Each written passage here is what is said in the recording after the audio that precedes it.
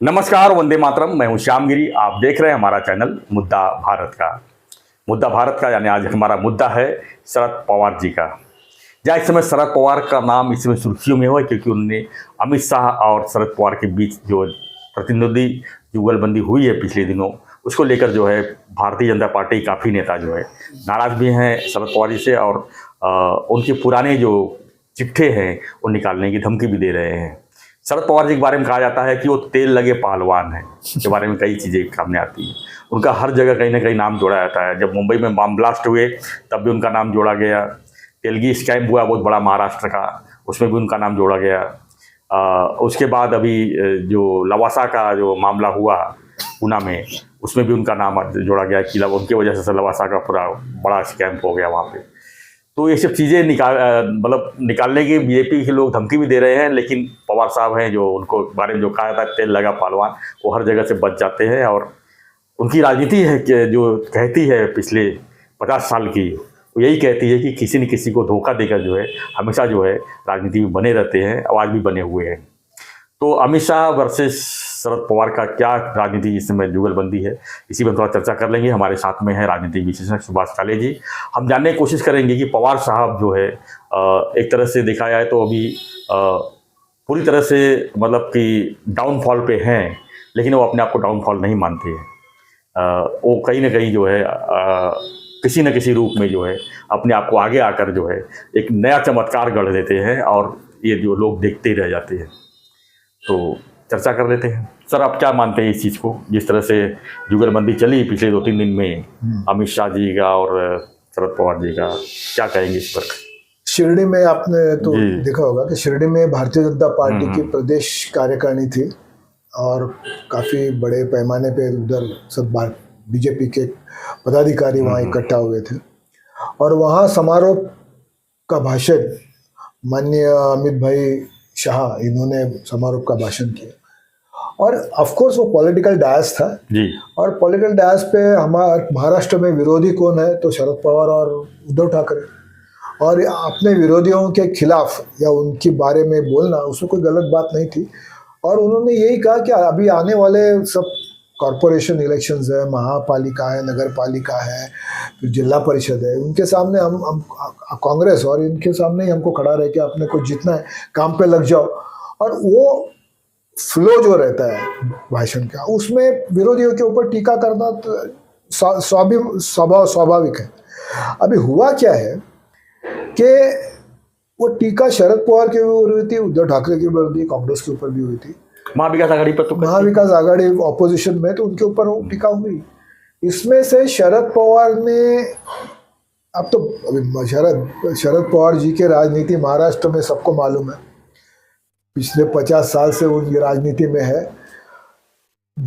जिंदगी में महाराष्ट्र की राजनीति में कभी भी अगर कोई किसी को भी पूछो, आप बोले वो कांग्रेस का हो, बीजेपी का हो, सेना का हो या कोई हो, एक नाम बताओ कि जिसके ऊपर कभी भी जिंदगी में भरोसा नहीं करना चाहेंगे, तो कोई भी नेता बोलेगा शरद पवार। ये तो तय है। जी। मतलब आप राष्ट्रवादी में के लोगों को भी पूछेंगे तो वो भी बोलेगा कि नहीं, ये नंबर 1 है तो शरद पवार, क्योंकि वो कब क्या बोलेंगे, उनके मन में क्या है, वो बोलते क्या है और करेंगे क्या, इसका कोई भी भरोसा नहीं होता अभी। और आपने देखा होगा दूसरी एक उनकी जो स्टाइल है, वो ज़्यादा नहीं बोलते हैं और कुछ तो भी 1-2 वाक्य बोलकर छोड़ देंगे। अभी भी उन्होंने क्या किया, अमित भाई आज गृह मंत्री है, खूब बहुत अच्छी तरह से गृह मंत्री पद संभाल रहे हैं पूरे अपने भारत का, हिंदुस्तान का। उन्होंने क्या निकाला, 20 साल पहले का अमित भाई के ऊपर जो झूठा केस हुआ था, अच्छा वो क्या हुआ था, एक क्रिमिनल का एनकाउंटर हुआ, राजस्थान में हुआ वो भी। हाँ, और वो एनकाउंटर में अमित भाई को फंसाकर उनको आरोपी बनाया गया। और उनको आरोपी बना के, नेचुरली जब किसी को आरोपी बनाया जाता है तो उसको बाद में कोर्ट ने ऑर्डर पास किया कि भाई हो सकता है कि अमित भाई उसमें इंटरफेयर करेंगे, साक्षीदार को कुछ गुमराह करेंगे, इसलिए उनको जुरिडिक्शन जो है, कोर्ट जुरिडिक्शन, उसके बाहर जाना चाहिए। उस हिसाब से वो ऑर्डर हुआ, अमित भाई गुजरात के बाहर आए थे, वो सब बातें आज 20 साल पहले की बात है, जो उससे भी ज़्यादा। उसके बाद वो केस चला, अमित भाई निर्दोष साबित हुए, मतलब क्वाश हो गए, उनके ऊपर कोई एविडेंस भी नहीं था, ये सब हो गया। लेकिन वो उस वक्त के कांग्रेस गवर्नमेंट ने उनको फंसाया जी। ये सब मालूम है सबको, शरद पवार जी को भी मालूम है। लेकिन शरद पवार जी ने क्या एक ही सेंटेंस बोला कि तड़ी पार किए हुए थे। उन्होंने किस लिए किए थे, क्या कारण था, उसके बाद क्या हुआ, उसके बाद उनको वो केस का क्या हुआ, उसके बारे में उन्होंने कुछ नहीं बताया। सिर्फ अमित भाई को तड़ी पार किया था गुजरात से, इतना ही सेंटेंस करके उन्होंने छोड़ दिया जी। अभी ये जो उनकी स्टाइल है कि भाई एक वाक्य बोलने का और छोड़ देने का, ये उनकी अपनी स्टाइल है। और ये हमेशा लोगों को, महाराष्ट्र की जनता को गुमराह करने के लिए वो ऐसा करते हैं। जैसे जब सामने वाले के ऊपर उनके पास कुछ बोलने जैसा नेगेटिव कुछ नहीं मिलता है, तो वो कुछ पीछा 20 साल 25 साल 15 साल पहले का कुछ भी एक निकालेंगे, उसमें से एक सेंटेंस बोल देंगे। उनकी हमेशा की स्टाइल है, इसलिए इसके ऊपर ज़्यादा कोई उसको सीरियसली भी नहीं लेगा। अमित भाई उसके ऊपर रिएक्ट भी नहीं होंगे, मैं अभी बोलता हूँ। लेकिन विनोद तावड़े ने जैसे बताया कि भाई जो आदमी दाऊद के हस्तक जब चीफ मिनिस्टर जब हेलीकॉप्टर में लेके घूम रहा है, शरद पवार जी के कहाँ कहाँ कनेक्शंस है, किसके किसके साथ कनेक्शंस है, ये पूरा महाराष्ट्र नहीं पूरी भारत जानता है। ऐसे आदमी को अमित भाई के बारे में, तड़ी पार के बारे में बोलना ये मतलब ये हजम होने बात नहीं है। लेकिन वो राजनीति की एक बात है। आशीष शेलार जी ने भी कहा कि उनकी लवासा की फाइल निकाली जाएगी। हाँ नहीं, मैंने जैसे बताया कि जो शरद पवार हो, उनके जो कारनामे हैं, अभी वैसे आपने पहले अभी बताया कि तेल लगाया हुआ पहलवान है, हर बार छूट जाता है। अभी आपको एक याद होगा, ईडी का नोटिस भी नहीं मिला था शरद। जी। कुछ नोटिस नहीं था, कुछ नहीं था ना, तो ईडी ने उनको बुलाया था ऑफिस। 2019 की बात है, 2019 की बात है। फिर भी वो खुद चल के ईडी के ऑफिस में गए। ये नाटक करने की क्या जरूरत थी? लेकिन ये उनकी स्टाइल है। न ईडी ने उनको बुलाया था कार्यालय में, न उनका स्टेटमेंट कि भाई आप आ जाओ, ऐसा कुछ। फिर भी वो जाके राष्ट्रवादी के कार्यकर्ताओं को लेके जाके नाटक करके आ गए। चुनाव का समय था, और चुनाव का माहौल था, ये उनकी अपनी स्टाइल है। इसलिए मैंने बताया कि अभी अजित पवार जी ने देवेंद्र जी के साथ शपथ विधि सुबह में लिया था। पहले तो उन्होंने ना बोला था, लेकिन बाद में उन्होंने बोला हाँ मैंने उसको भेजा था, वो एक हमारी चाल थी राष्ट्रपति राजवट निकालने की।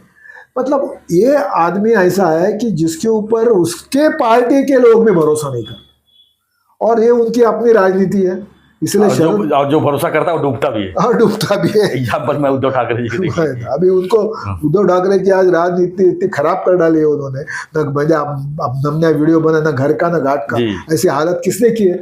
शरद पवार ने की।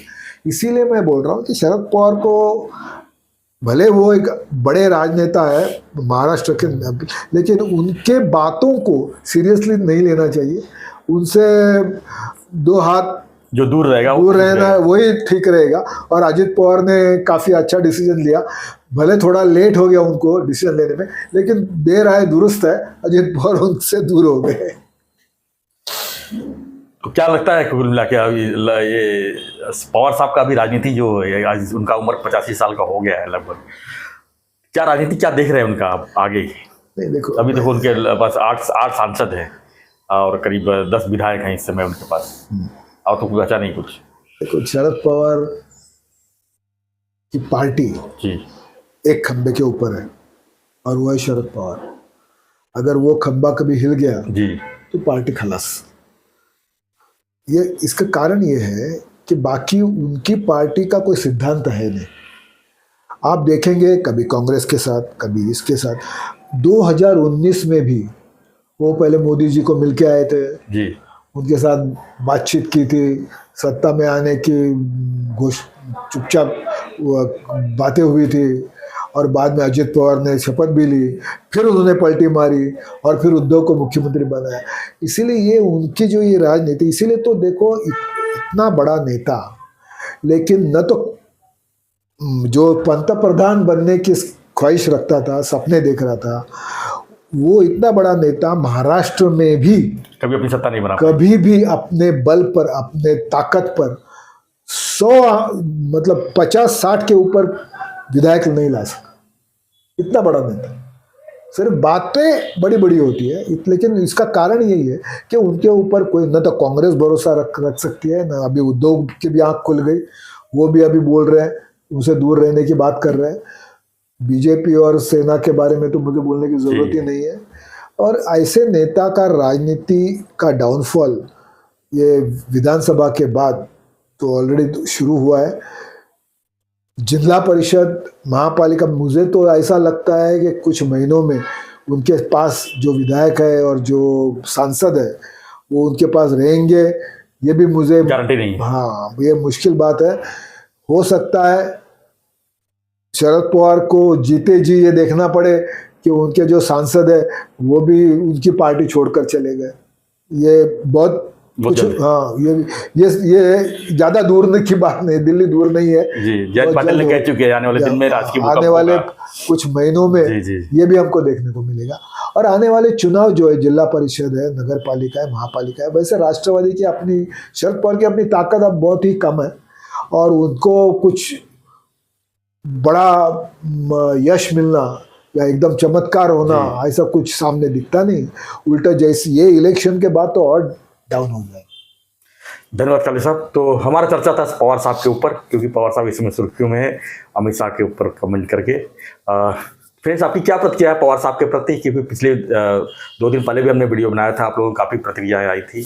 काफ़ी नेगेटिव कमेंट रहता है हमेशा पवार साहब के प्रति, यानी कि लोग भी नहीं चाहते कि पवार साहब महाराष्ट्र में बने रहें। वो तो, लेकिन उनकी सीट कैसे आ जाती है, कुछ सीटें आ जाती है, लेकिन लोगों की जो प्रतिक्रिया है मैं देखता हूँ, वो कोई नहीं चाहता है कि पवार साहब की जो सत्ता जो है महाराष्ट्र में कभी आए, या जो पिछले दिनों जो उनकी सत्ता रही है, जिस तरह घोटालाएँ हुई है, जिस तरह से उनका नाम जोड़ा गया स्कैम में, उसको लेकर लोग काफ़ी आहत हैं और चाहते हैं यही कि पवार साहब जो है ऐसी राजनीति अब जाते जाते करें कि लोग उनको याद करें, ना कि उन्हें जो है गलत चीज़ें बोले। तो फ्रेंड्स, आपकी प्रतिक्रिया दीजिए और बने रहिए हमारे साथ, देखते रहिए हमारा चैनल मुद्दा भारत का।